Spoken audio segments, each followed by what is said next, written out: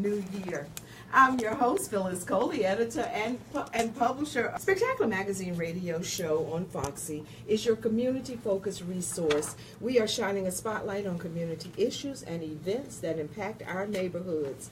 I want to ask you to please visit our website, spectacularmag.com. Upload your events to our website. Please check out our stories, and while you're there, like us on social media. Today is the 7th day of January, so we're 7 days into the new year. Now, did you make any New Year's resolutions? Was one of them to get healthy or to lose weight? So how's that coming? How's that working for you so far for these last 7 days? Well, now you know, according to various polls, and that depends on the poll, 32 to 37% of people make that same resolution that they're going to lose weight. Later in the show, I'm going to be joined by two research consultants who will talk to us about their studies when they explore health behavior that impacts weight. Now, one of them did a study on black women and the other one on black men. It is some really interesting stuff, so please stay with us. Did you know that whether you're in a relationship or not, and the nature of that relationship affects your weight? So please stick around. Martin Luther King Jr. Day is a federal holiday marking the birthday of Martin Luther King Jr. It is observed on the third Monday of January each year, which is also around Dr. King's birthday, which is on January 15th. Dr. King was assassinated on April 4th, 1968, 50 years ago this year. The first King holiday was celebrated in 1986. Now this year the holiday will fall on his birthday, and that's going to be January 15th. Now, there's a group here in the Triangle that has been planning and hosting events honoring Dr. King for 38 years now. That's the Triangle Martin Luther King Jr. Committee. Joining me now is a member of the board, Dr. Mark Gibson. Wow. Reverend Gibson, thank you. First of all, let me just tell people that you are also the senior pastor of Redeeming Love Missionary Baptist Church. That's right. You are the dean of student development at Wake Technical Community College. That's correct. And you found time to work on the committee to plan MLK events. Absolutely. Okay. Busy man. Welcome. Root canal recipient, parking lot attendant. I understand. I know what you mean. Yes. Tell me, how was this committee started? Because it's very interesting. I want to make sure that we embrace the fact that although the holiday was done and started in 1986, so we've only been celebrating this for 32 years, but this committee here in the Triangle has been doing MLK events. This is the 38th year. How was this committee started? Well, Brother Bruce Leitner, who is a visionary and one of our icons within our community, saw fit that we should celebrate this holiday by bringing folks together, which was a cornerstone of what Dr. King's work did. Yes. When it made no difference of race or creed, economic status, but it was bringing together, and that's what Dr. Leitner did as well here in the Triangle area. And so it's continued, like you said, the holiday has only been celebrated or recognized for 32 years, but for 38 years, what we've done is that we have celebrated the accomplishments, not only of what Dr. King has done, but even some of our local leaders have done here as well. So that's why the history of this particular committee is so rich, because it speaks to exactly what Dr. King talked about, and that was the urgency of now. Right, yes, not yes, now, yes. when, if yes. not us, Who? And that's right. And he talked about the beloved community. The beloved community, which we oftentimes look at other communities and what they have to offer. But Dr. King wanted us to appreciate what we have within our own communities and how we, as a community, can continue to grow better and stronger. Oh, that is okay. What's the theme for this year? This year's theme is strength to love, courage to act. It takes a lot of strength to love someone. But that's taken from one of Dr. King's noted statements. Exactly.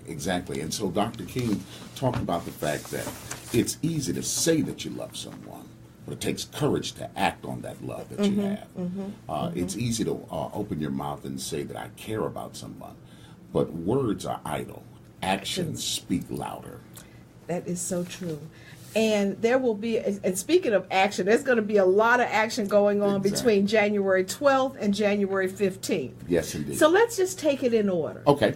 Let's just do that. Let's start with Friday. Let's start with Friday. What happens on Friday, January the 12th? Well, during the hours of 9 to 11, it's a day of prayer and reflection. So we're asking everyone during these particular times that they would stop and pray and reflect on the work of Dr. King and how it has brought this community together, our country together, even though there's still some divisiveness, as we've seen with Charlottesville, as we've seen with any other number of places.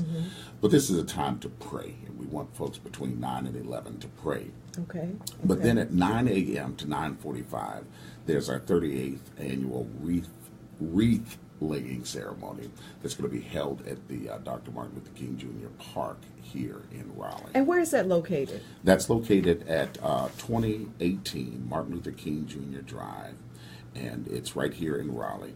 Reverend Dr. Joe Stevenson of Macedonia New Life Church is going to be the guest speaker, and we have the 18 Carat of Southeast Raleigh High School.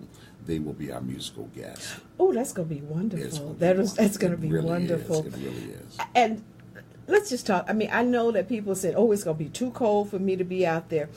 But I think that, let's just mention the fact that if Dr. King had allowed the weather to stop him, then where would we be? Exactly. And one of the things that we often say, particularly ministers, we need all weather people, all weather saints to come in, and we need them to show up. It was sweltering heat in August in 1963 when Dr. King was the March in on Washington. Yes. It was sweltering heat, but he thought it not robbery to even weather that heat to get the message across that we shall be free one day. That's right, and we are still looking for that. Yes. So what takes place on Saturday? Okay, on Saturday, there is a Youth Innovation Summit that's going to be held at the Carey Academy, and I'm pleased to announce that it is totally sold out with our young people. Really? It is totally sold out. So what is that day about? So what are you guys going to have going on there? So the Triangle Uplift Foundation is proud to partner with the Triangle Martin Luther King Jr. Committee to sponsor this Youth Innovation Summit for young people of the Triangle area. And the goal is for our minorities, our females, and our underrepresented students by providing opportunities for these students to increase their confidence and identity and inspire them to pursue studies in the STEM programs. And so we're looking for our young people to get more involved in science, engineering, and technology, and mathematics. And to have a future. Absolutely. That's right. Absolutely. Okay, so now let's get right into Monday, because Monday is the holiday. Okay. And let's just start out. So first of all, we have breakfast. We have breakfast. And I think it's so phenomenal. You guys, free for about 2,500 people. And growing. And growing. So that's at the Sheridan Imperial. In RTP on Monday morning at 7:15. The doors are going to open up at 5:45. Okay. And breakfast will be served from 6 a.m. to 8 a.m. only. Okay. So this is not a time to be fashionably late. That's right. And at some point, yes. And you got to cut it off at some point. Absolutely. Yes. Okay. And so we want you to get there by 6 o'clock because breakfast will be served at 6 a.m. The doors open up at 5:45. Our keynote speaker is Rabbi Lucy at H.F. Dinner. She's the senior rabbi at the Temple Beth Or here in Raleigh, North Carolina. And you can watch this on television live as well. On which channel? What is it? It's going to be done on WRAL TV from 8 a.m. and on Fox 50 at 12 noon. So there'll be a rebroadcast. Yes, okay. Indeed. Yes, and so then after the breakfast, there's the march. There's a march sponsored by the Chi Mu Mu chapter of Omega Psi Phi, and that departs from the state capitol on Edenton Street in downtown at 10 a.m. They'll assemble and line up, and then it begins at 11 a.m. Okay, and then from there you're marching down to the Duke Energy Center. That's correct. And there'll be a 12 noon program? There'll be ideas. There'll be Idea Generation Next. It's a college edition. It's almost like Shark Tank. Okay. And so our young people will be showing their innovation, and we'll have young people from North Carolina Central, from State, from Shaw, St. Aug, Wake Tech, William Peace, They'll come up with ideas to address and believe what is most urgent and the social innovations to challenge and change our communities. And who's the speaker there? The keynote speaker is Reverend Shanice Overy. Okay. She's from the Baptist Grove. She's one of these Baptists at Baptist. Oh, Grove. That's gonna. She's gonna bring it. Oh, They will bring. Yes. They will enjoy. They will enjoy that. Yes, and then indeed. there's an evening musical program. Then there's an evening musical, and we are pleased that at 5:30, the 38th annual Martin Luther King Jr. evening musical celebration is going to take place at the Duke Energy Center of Performing Arts. It'll be in the Mahandy Hall. And here's who we've got. This year we're featuring one of gospel music's greatest praise and worship, Wes Morgan. Oh my goodness! There. Oh, he is going to be. And how much are the tickets? The tickets for no, everything is free and open to the public. It's open to the public. You know you use that F word. Okay, that's what F for you. That's right. Free for you. Free. That's right. That's right. That's what we are. That's what we always say. That's that F word. That's the right. F word we That's like. We like. That's the one we like. That's the right. one we like. Now listen, if people didn't get all this information, how can they find this information? They can certainly go to our website, which is www.trianglemlkcommittee.org. Wonderful, wonderful. And if you just Google Triangle MLK events, anything close to that, and if you don't do that, if you'll go to Spectacular Mag, that information will be there. Reverend Gibson, thank you so much for coming this Sister morning. Coley, thank you so thank much. you, It's a thank you, pleasure. thank you. This was Reverend Mark Gibson. He's a member of the board of the Triangle Martin Luther King Jr. Committee. A whole weekend of events. These are not the only events. Do know that there is a full listing of MLK events on the spectacularmag.com website. Thank you, thank you, thank you. When we come back, we're going to talk about those health behaviors that affect your weight. I'm Phyllis Coley, and this is Spectacular Magazine radio show. It's okay. Thank you so much. Thank you, thank you. It is a pleasure. It Thank you so was much. a pleasure meeting you. Let's get a picture over here. She is phenomenal. This is phenomenal. How are you? Thank you, people. Thank you. You want to get a picture with yours? Are we still on Facebook? We're still on Facebook Live. Let's stay on real Hey, quick. good morning, guys. Make sure that you guys are registering for the MLK Black History Month Parade and Step Show. Thanks so much. Thank you. If you haven't registered yet, please make sure. www.spectacularmag.com. And thank you. Coming up next is going to be... Oh. Hey, thank you so much. Thank you so much. Thank you so Thank much. you, sweetie. Thank you. All right.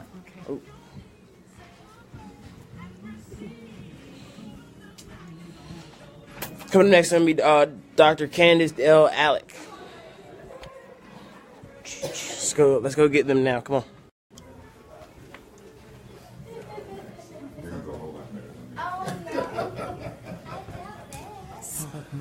Oh, okay. So I'm going to talk about the parade. The 16th annual MLK Black History Month parade will take place on February 3rd. But I need you guys to go ahead and sign up. And don't let this weather discourage you, because it's not going to be that cold on February 3rd. We also need I need about 2 more food trucks for the block party. We are just looking, but come on and sign up. Go to spectacularmag.com and sign up. We got some folk coming from all over the state, but I can't let. But so I mean, we still got places. We still got a lot of space. We're looking for. Where are my step teams? Where are my dance teams? Where are my marching bands? Where the bands? Where the bands? Come on, ladies. All right. Okay. So I need a chair.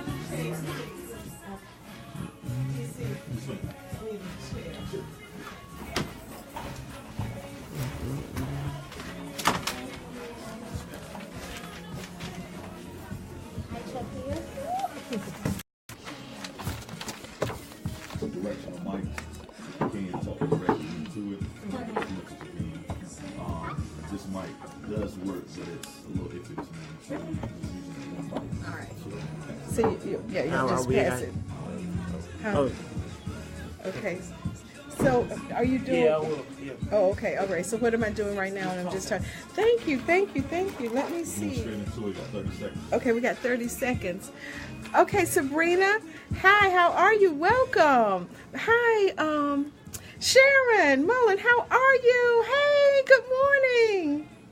Thank you for tuning in this morning. Now we're going to talk about something we don't all want to talk about, but that's about how we lose a little weight. Okay. It's lose it and keep it off.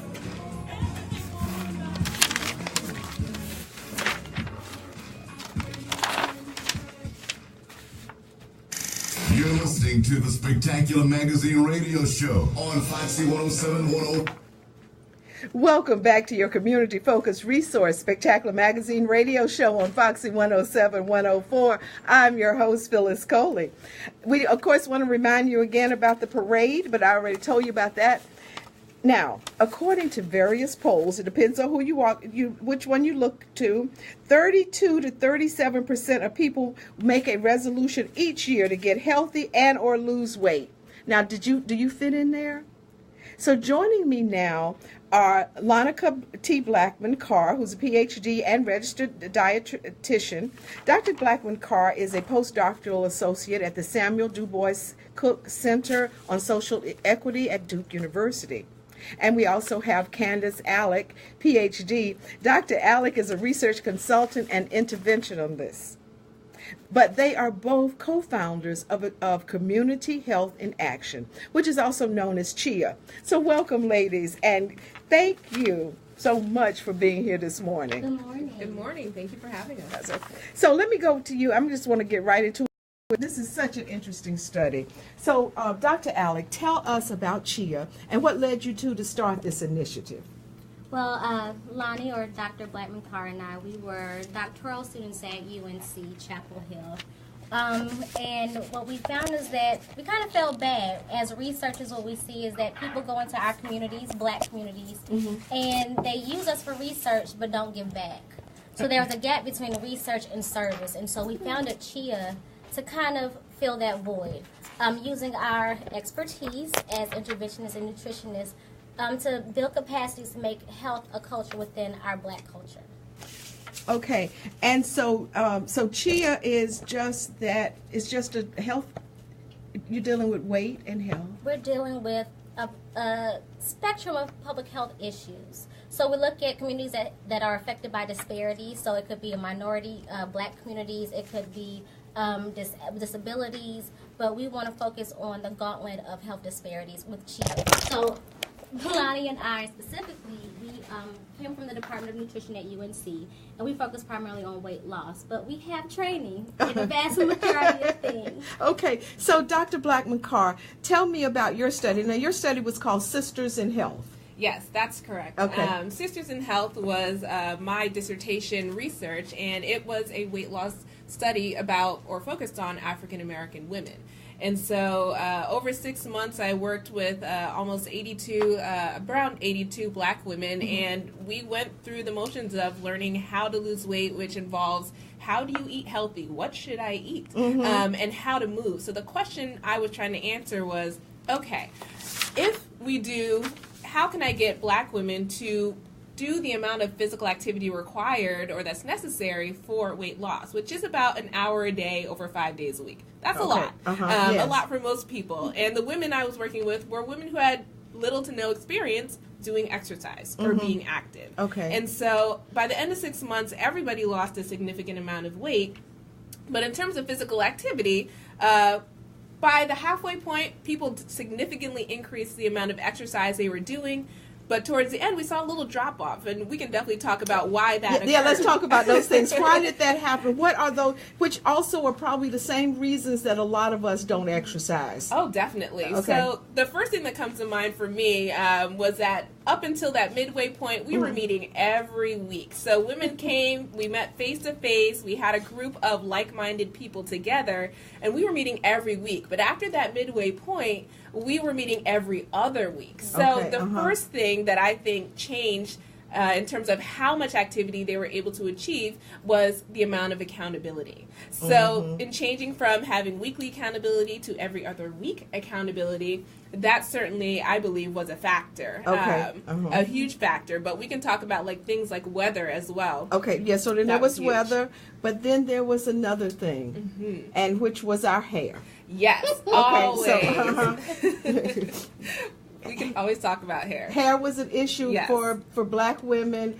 in talking about exercise. Definitely. And part of my study was trying to figure out how do we work around barriers like hair, because I don't know about you, Phyllis, I think we all like to look good. That's we all right. like to have our hair done and be presentable. Yes. And sweating doesn't always go along with looking That's presentable. right. And then also there's that issues like I just paid this amount of dollars to get my hair done, and I'm not going to go and sweat it out today. Exactly. It costs a little to look that good. That's right. So what was your results? What were your conclusions from this study? Definitely. So I really walked away with knowing a few things. Number one, when it comes to weight loss overall, 6 months is standard treatment of decreasing your calories, which definitely means you can still eat a lot. You just might have to shift what it is you're eating. So you need to change how you eat, but you definitely need to increase physical activity. Okay. And get up to that about an hour a day, which you can do in a lot of ways. You can break it down into 10-minute increments and add them all together over the course of the day. And walking, the freest, easiest way of being active, is something that we all can do and a good place to start. And can we do simple things like instead of parking close to the building, you park away from the building, and that adds to your steps and those kinds of little tricks that will get those things. So you don't have to be in a gym to be active. Take the stairs instead of the elevator. Just some simple things to do.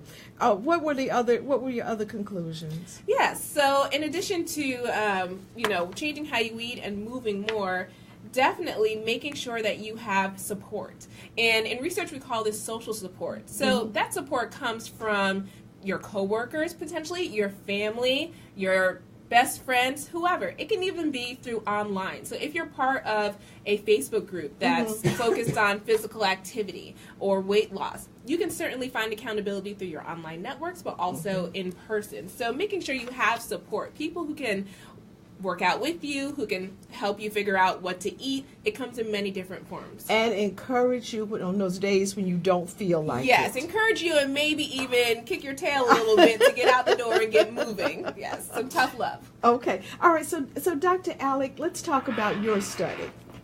Well, I had the task of recruiting black men. Okay. So if you don't know, in the United States, 70% or greater of black men are either overweight or obese. And I didn't realize it was that large a number of black men who were on that trajectory. And unfortunately, black men don't like to go to the doctor or do those preventive measures to help combat those comorbidities, like erectile dysfunction, which we don't like to talk about. And it's Sunday, I'm sorry, but it is what it is. It's real. But it's important to black men. Right. Diabetes, hypertension, all those things are linked to weight loss. And so I decided, they're not in the research. So I was like, those are my fathers, those are my brothers. So I decided to focus on black men. And what was that focus? It was weight loss. So it's called Team Together Eating Activity Matters. And it was a 3-month weight loss intervention like Dr. Blackman Carr. It was 3 months just because black men say, I don't have all 6 months to get in. So I actually did a little bit of investigation to see what was going to get black men into the building. But one strategy that I use their intimate female partners, their wives or their girlfriends that live with them, just because, like Lonnie was saying, social support is very important. And a lot of times, it's not just your individual behavior, but your environment. So I'll look at the women in their lives as a way to help them adopt those behaviors, those healthy eating, because 9 times out of 10, your wife or your girlfriend going to be fixing your meals. Right. So if they're not on board and they want to fix something else, then that's going to be an issue. And so that's basically what I did. And what I found that was instrumental is not telling them what they cannot do, but what they can do. So what we do as, public health researchers, that we talk about lifestyle change and not, go on this fad diet for 6 weeks. It's about incorporating those things daily that can, make an impact on your health. Walking, the distance in terms of the car, being away from the door. And just maybe adding a little side salad to what you already eat. Because when you tell somebody you can't have it, that's a no-no. I'm going to crave it. I'm going to want it.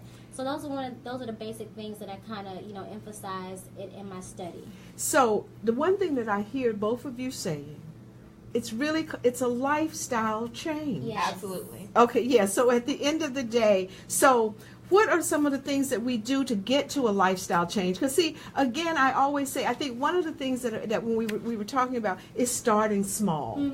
You know, Yes. because you didn't get here in a day, and you're not going to, you know, make those changes, but you need to make a lifestyle change. And what are the other things that real quickly, that would you like our listeners to go away with? Yeah, well, when it comes to lifestyle change, like you said, Phyllis, start small. So lots of us have New Year's resolutions to lose weight and get fit. Start with one thing and master it, whatever it might be. All those small victories will add up to large change, things that you can look forward to and achieve over the course of your life, not just for 6 weeks or 8 weeks, whatever that fad diet might say. How would people, so you guys are going to be doing other studies, Yes. but you also have information that's all from your study that's available for free to people. How can they obtain that information? Yes, well, definitely through CHIA, we'd love to hear from everybody and anybody who's interested in being healthy or working together towards healthy communities. So we can be reached at the letter C, healthinaction@gmail.com, but you can also follow us on Instagram at chia_org. And CHIA, just know that's the acronym, so that's CHIA. You got it. Okay, and then that's going to be, I have been visiting with Loneke Blackman Carr, PhD and registered dietitian, and Dr. Candice Alick, who is a PhD, and she is an interventionist. I worked all night trying to say that word, and a research consultant, but I think that their work is fascinating. Go to their website, check this information out, and it'll really help you, but then also get involved with the studies. We need you black men, we need black women to be involved with this study. I am Phyllis Coley. You've been listening to Spectacular Magazine radio show on Foxy. And until next time, I will be back on January the 21st. Until next time, see ya. See ya.